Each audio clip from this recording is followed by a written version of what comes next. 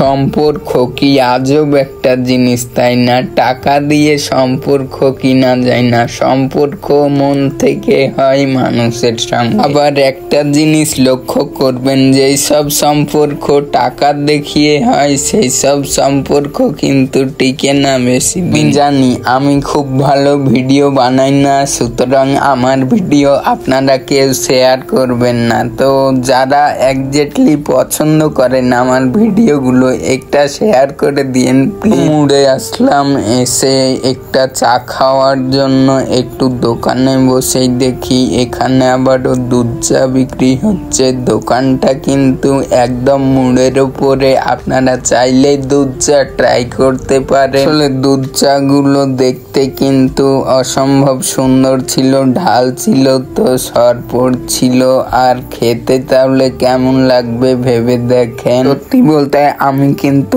দুধ চা খাই নাই, দুধ চায়ের দাম বেশি, 15 টাকা পিস। আমার কাছে ছিল মাত্র 5 টাকা, তো 5 টাকাতে আমি একটা লাল চা খেয়ে নিলাম। চা খাওয়ার পরে আমি চলে যাচ্ছিলাম, আর যেতে গিয়ে দেখা হয়ে যায় মেলালা আঙ্কেলটার সঙ্গে। আঙ্কেলটার ব্যবহার এত পরিমাণে ভালো, আঙ্কেলটা আমাকে ডেকে আমার খোঁজ খবর নিচ্ছিল। একটা বিষয় কি জানেন, আপনারা অনেকেই আমাকে ভালোবাসেন, আবার অনেকেই কমেন্ট বক্সে এসে গালাগালি করে, তুই প্রতিবন্ধী, তুই ন্যাংরা, তুই ওই এতিম, তুই এখানে কি করছিস। আমার ভাবলেই অবাক লাগে যে আমাকে একজন মানুষ গালাগালি করে আর এতগুলো মানুষ ভালোবাসা দেয়। সত্যি আমি একজন ভাগ্যবান ব্যক্তি, এই একজন প্রতিবন্ধী এতিম ছেলে হওয়াতেও কিন্তু আপনারা আমাকে এত পরিমাণে ভালোবাসছেন। তো যাই হোক,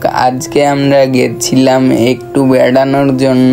আমার চাচাতো ভাই এটা বায়না ধরেছে যে কাকু আপনার সঙ্গে আজকে আমি বেড়াতে যাব, তো ওকে নিয়ে গেছিলাম। আসলে আমার গ্রামটা না অনেক বেশি সুন্দর আমি মনে করি। এখন আপনাদের কাছে কেমন লাগছে অবশ্যই কমেন্ট করে জানাবেন। শুধু চাচাতো ভাইয়ের বড় মেয়েই আসে নাই, ওইটা কিন্তু চাচাতো ভাইয়ের ছোট মেয়েটা এত পরিমাণে দুষ্টু, মানে সে আমাদের পিছে পিছে হাঁটবে, তাও আমাদের সঙ্গে হাঁটবে না, মানে এতটুকু বয়সে এত বেশি বুদ্ধি। তো ওকে আমরা ধরে নিয়ে হাঁটছিলাম, হাঁটবে না বলছে। এই কারণে ভিডিওটা ভালো লাগলে পেজটা ফলো করে দিয়ে আমার ভিডিওটা একটা শেয়ার করে দিবেন। আপনাদের সবার কাছে আমার একটাই অনুরোধ।